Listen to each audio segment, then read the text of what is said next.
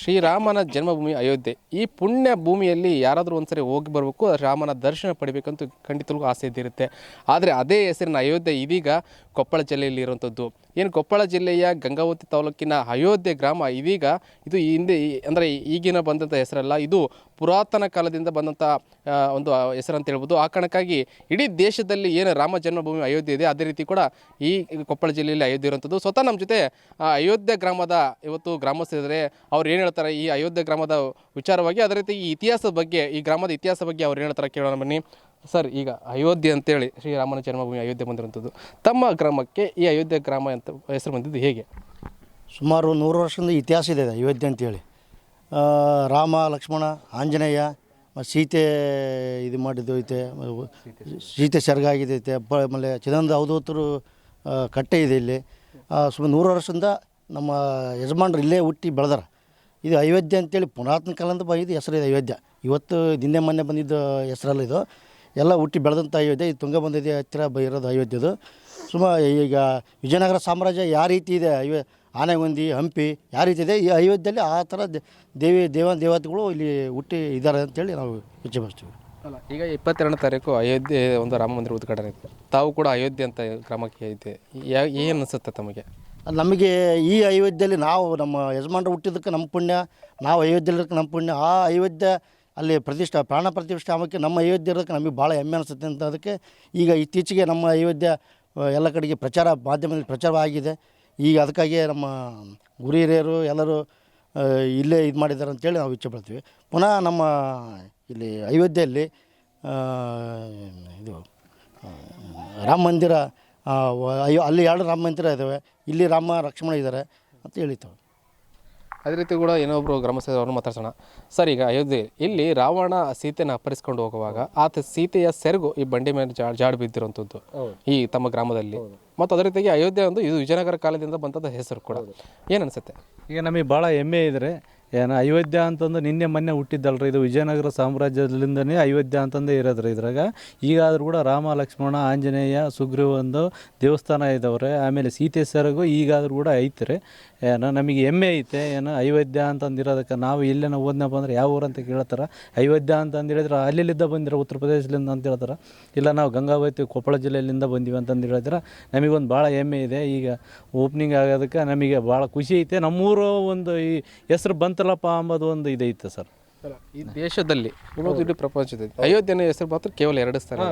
ಒಂದು ಅದೊಂದು ರಾಮ ಜನ್ಮಭೂಮಿ ಅಯೋಧ್ಯೆ, ಮತ್ತು ಇಲ್ಲಿ ಏನು ಅನ್ಸುತ್ತೆ? ಈಗ ಅವರು 500 ವರ್ಷದ ಹಿಂದಲಿಂದ ಹೋರಾಟ ಮಾಡಿ ಏನ್ರಿ ಈಗ ಬೆಳಕಿಗೆ ಬಂದತೆ. ನಾವು ಅಯೋಧ್ಯೆ ಅಂತಂದು ಇರೋದಕ್ಕೆ ಮೊದಲಿಂದ ಹೊಸ ಅಯೋಧ್ಯೆ ಅಂತ ಈಗ ಒಂದು ಮೊನ್ನೆ ಶಿಫ್ಟಿಂಗ್ ವಿಲೇಜ್ ಆಗೈತ್ರಿ. ಅಲ್ಲಿ 2 ರಾಮ ಮಂದಿರ ಗುಡಿ ಕಟ್ಟಿವಿ ಏನ್ರಿ, ಒಂದಲ್ಲ 100 ವರ್ಷದ ಹಿಂದೆನೇ 2 ರಾಮದೇವ್ರ ಗುಡಿ ಕಟ್ಟಿವಿ. ಅದು ಭಾಳ ಹೆಮ್ಮೆ ಐತೆ ಏನ್ರಿ, ಭಾಳ ಸಂತೋಷ ಏನ್ರಿ. ಅದೇ ರೀತಿ ಕೂಡ ಏನಂದ್ರೆ ಇಲ್ಲಿನ ಏನಂದ್ರೆ ಒಂದು ವಯೋವೃದ್ಧರು ಇದ್ದಾರೆ, ಯಾಕಂದ್ರೆ ಅವ್ರಿಗೆ ಗೊತ್ತಿರುತ್ತೆ ಇಲ್ಲಿನ ಇತಿಹಾಸ. ಅಜ್ಜರೇ, ತಾವು ತಮ್ಮ ಇಲ್ಲೇ ಹುಟ್ಟಿ ಬೆಳೆದಿರುವಂಥದ್ದು, ಈ ಅಯೋಧ್ಯೆ ಅಂತ ಹೆಸರು ಹೆಂಗೆ ಬಂತು ಅಂತ ಅಯೋಧ್ಯೆ ಹೇಳಿ. ಅಯೋಧ್ಯೆ ವಿಜಯನಗರ ಸಾಮ್ರಾಜ್ಯದಿಂದ ಸ್ಥಾಪನೆ ಆದದ್ದು. ಹಂಪಿ ಇದು ರಾಮಾಲಯ, ದೇವಸ್ಥಾನಯ ಎಲ್ಲ ಇದು ರಾಮ ಮಂದಿರ, ಬಸವಣ್ಣದೇವ್ರದ್ದು ಎಲ್ಲ ಪ್ರತ್ಯಕ್ಷವಾಗಿ ಇಲ್ಲೇ ಆಗೈತೆ ರೀ.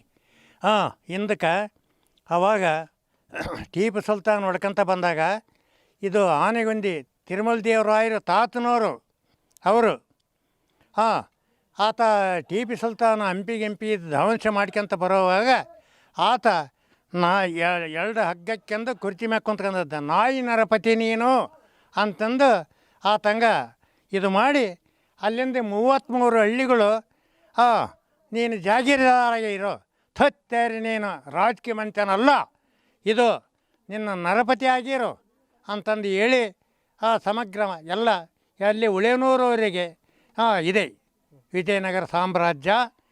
ರಾಮಾಲಯ, ಶಿವನ ಬತ್ತಿ, ಭೀಮನ ಡೋಣಿ, ಅಲ್ಲಿಂದ ಚಿದಾನಂದ ಸ್ವರೂಪ, ಆಂಜನೇಯ ಆತ ಎಲ್ಲರೂ ಇಲ್ಲೇ ದೇವಸ್ಥಾನ ದೊಡ್ಡದಾಗಿ ಹೋಗೈತೆ. ನಾವು ಈಗ ಅಲ್ಲಿ ಅವಾಗ ಹೊಳೆ ಪಳೆ ಬಂದಾಗ ಅವಾಗ ಶಿಫ್ಟು ಶ್ರೀ ಕೃಷ್ಣದೇವರಾಯ MLA ಇದ್ದರು, ಅಲ್ಲಿ ಶಿಫ್ಟ್ ಮಾಡಿದರು. ಅಲ್ಲಿಂದ ಹೊಸ ಅಯೋಧ್ಯ ಇಲ್ಲಿಂದ ಆಗೈತೆ ರೀ. ಅದು ಏನು ತಪ್ಪಿಲ್ಲ. ಈಗ ನಮಗೆ ಏನೈತಲ್ಲ, ಮುಂದೆ ಅಭಿವೃದ್ಧಿ ಆಗೋಕ್ಕೆ ನೀವೆಲ್ಲರೂ ಇವೆಲ್ಲ ಮಾಡಿರಲ್ಲ, ನಮಗೆ ಇದು ಸಂತೋಷದಿಂದ ನೀವೆಲ್ಲ ಎಷ್ಟು ಏರ್ಪಾಟ್ ಮಾಡ್ತೀರಿ ಅಷ್ಟಕ್ಕೆ ನಾವು ಸಂತೋಷವಾಗಿ ಇರ್ತೀವಿ. ಅದೇ ರೀತಿ ಕೂಡ ಅಂದರೆ ರಾಮ ಮಂದಿರ ಏನು ಅಯೋಧ್ಯೆ ಹೆಂಗೆ ಅಭಿವೃದ್ಧಿಗೊಂಡಿದೆ ಅದೇ ರೀತಿ ಕೂಡ ಈ ಗ್ರಾಮ ಅಭಿವೃದ್ಧಿ ಕೊಡ್ಬೇಕಂತೇಳಿ ಇನ್ನು ಗ್ರಾಮಸ್ಥರು ಹೇಳ್ತಿದ್ದಾರೆ. ಸುತ್ತ ನಮ್ಮ ಜೊತೆ ಇನ್ನೊಬ್ಬರು ಇದ್ದಾರೆ. ಸರ್ ಹೇಳಿ ಸರ್, ಈಗ ಅಯೋಧ್ಯೆ ಭಾಳಷ್ಟು ಏನಂದರೆ ಅಭಿವೃದ್ಧಿಯಿಂದ ಕುಂಠಿತವಾಗಿರುತ್ತೆ, ಅಂದರೆ ಹಳೆ ಅಯೋಧ್ಯೆ ಏನಿಲ್ಲ ಸರ್, ಇಲ್ಲಿ ರೋಡ್ನ ವ್ಯವಸ್ಥೆ ಇಲ್ಲ. ಇದೇನಂದ್ರೆ ಒಂದು ಪುಟ್ಟ ಹಳ್ಳಿ ಆಗ್ಬಿಡುತ್ತೆ. ಅಯೋಧ್ಯೆ ಅಂದರೆ ಎಲ್ಲೇ ಇದೆ, ಉತ್ತರ ಪ್ರದೇಶ ಅಯೋಧ್ಯೆ ಅಂತಾರೆ ನಾವು ಇಲ್ಲಿಗೆ ಹೋದಾಗ. ನಮ್ದಿರೋದು ಇದು ಕೊಪ್ಪಳ ಡಿಸ್ಟಿಕ್ ಗಂಗಾವತಿ ತಾಲೂಕು. ಅಯೋಧ್ಯೆ ಅನ್ನೋದು ಒಂದು ಪುಟ್ಟ ಗ್ರಾಮ. ಇಲ್ಲಿ ಕೆಲವೊಂದು ಮೂಲ ಸೌಕರ್ಯಗಳು ಇಲ್ಲ. ಹುಡುಗರು ಕಾಲೇಜ್ಗೆ ಹೋಗಿ ಬಸ್ ಇಲ್ಲ. ಏನು ರೋಡ್ ಗೀಡ್ ಚೆನ್ನಾಗಿದ್ರೆ ಯಾರನ್ನ ದೇವಸ್ಥಾನಕ್ಕೆ ಬರ್ತಾರೆ ಹೋಗ್ತಾರೆ. ಇದು ಪುರಾತನ ಕಾಲ ವಿಜಯನಗರ ಸಾಮ್ರಾಜ್ಯದಿಂದ ಐತೆ. ನಮ್ಮ ಯಜಮಾನ್ರು ಹೇಳ್ದಂಗೆ ಅವಾಗಲಿಂದ ನಮಗೆ ನೆನಪಿಲ್ಲ, ಅವ್ರ ಯಜಮಾನ್ರು ನೆನಪಿಲ್ಲ ಅಂದ್ರೆ ನಮಗೇನು ನೆನಪಿಲ್ಲ. ಈಗಲೂ ಸೀತಿನೇನು ಅಪಹರಣ ಮಾಡ್ಕೊಂಡು ಹೋದಂಥದ್ದು ಸೆರಗು ಕೂಡ ಇದೆ. ಸೀತೆ ಸೆರಗು ಅಂತ ಇದೆ, ಶಿವನ ಬುತ್ತಿದೆ, ಭೀಮನ ಡೋಣಿ ಇದೆ. ಹಂಪ್ಯಾಗ ಆ್ಯಕ್ಚುಲಿ ಏನು ದೇವಸ್ಥಾನ ಅದ ಅವೆಲ್ಲ ದೇವಸ್ಥಾನ ನಮ್ಮೂರಲ್ಲಿ ನೋಡ್ಬೋದು. ಅದು ಸರ್ ಡೆವಲಪ್ಮೆಂಟ್ ಇಲ್ಲ. ಯಾಕಂದ್ರೆ ನಾವು ಹಳ್ಳಿಯರ ಕೆಲವೊಬ್ರು ಹಂಗೆ ಕಲ್ತು ಮನೆ ಒಂದು ಸ್ವಲ್ಪ ಪಟ್ಟೆಕ್ಕೆಂದು ಈಗೇನು ರಾಮ ಮಂದಿರದಲ್ಲಿ ಯಾವುದೇ ಜಯಂತಿ ಆಗಲಿ, ಈಗ ಆಂಜನೇಯ ಜಯಂತಿ ಆಗಲಿ ಏನಲ್ಲ, ನಾವು ಊರರು ಕಲ್ತು ನಾವು ಯಾವ ಸರ್ಕಾರ ನಮಗೆ ದುಡ್ಡು ಕೊಡೋಲ್ಲ. ನಾವು ಅಣ್ಣ ತಮ್ಮಲಾಗಿ ಎಲ್ಲ ಜಾತಿಯವ್ರು ಸೇರಿ ಅವ್ರು ಜಯಂತಿ ಮಾಡ್ಕೊಂಡು ಹೊಂಟಿದ್ವಿ ಸರ್. ಇವಿಷ್ಟು ಇಲ್ಲಿನ ಗ್ರಾಮಸ್ಥರ ಮತ್ತು ಹೇಗೆ ಏನೇ ಆಗಲಿ ಅಯೋಧ್ಯೆ ಯಾವ ರೀತಿ ಇದೆ ಅದು ಅದೇ ರೀತಿ ಕೂಡ ಅಭಿವೃದ್ಧಿ ಆಗಬೇಕು. ಅದ್ರ ಜೊತೆಗೆ ಒಂದು ಅಯೋಧ್ಯೆ ಅನ್ನೋ ಒಂದು ಹೆಸರು ನಮಗೆ ಹೆಮ್ಮೆ ತಂದಿದೆ. ಆ ಕಾರಣಕ್ಕಾಗಿ ಇಲ್ಲಿ ಭಾಳಷ್ಟು ಕುರುಗಳಿರುವಂಥದ್ದು ಆ ವಾಲಿ ಏನು ವಾಲಿ ಇರ್ಬೋದು, ಸುಗ್ರಿ ಇರ್ಬೋದು, ರಾಮ ಲಕ್ಷ್ಮಣ ಸೀತೆ ಸೇರಿದಂತೆ ಭಾಳಷ್ಟು ಏನಂದರೆ ಕುರುಗಳಿರುವಂಥದ್ದು. ಅದೇ ರೀತಿಗೆ ಏನು ರಾವಣ ಸ್ವತಃ ಸೀತೆಯನ್ನು ಅಪಹರಣ ಮಾಡಿಕೊಂಡು ಹೋದಾಗ ಆತ ಸೀತೆಯ ಸೆರಗು ಕೂಡ ಏನಂದರೆ ಆ ಬಂಡಿ ಮೇಲೆ ಜಾಡು ಬಿದ್ದಿರುವಂಥದ್ದು. ಇದಿಷ್ಟು ಭಾಳಷ್ಟು ಕುರುಗಳು ಇರುವಂಥದ್ದು. ಆ ಕಾರಣಕ್ಕಾಗಿ ಈ ಅಯೋಧ್ಯೆ ಗ್ರಾಮವನ್ನು ಅಭಿವೃದ್ಧಿ ಪಡಿಸಬೇಕು. ಮೋದಿಯವರು ಯಾವ ರೀತಿ ಅಯೋಧ್ಯೆಯನ್ನು ಅಭಿವೃದ್ಧಿ ಪಡಿಸಿದರೆ ಅದೇ ರೀತಿ ಕೂಡ ಇಲ್ಲಿ ಅಭಿವೃದ್ಧಿ ಪಡಿಸಬೇಕಂತೇಳಿ ಇಲ್ಲಿನ ಗ್ರಾಮಸ್ಥರ ಮಾತು. ಕ್ಯಾಮ್ರಾ ಪರ್ಸನ್ ವೆಂಕಟೇಶ್ ಜೊತೆ ನಾಗರಾಜ್, ಟಿವಿ 4 ನ್ಯೂಸ್, ಕೊಪ್ಪಳ.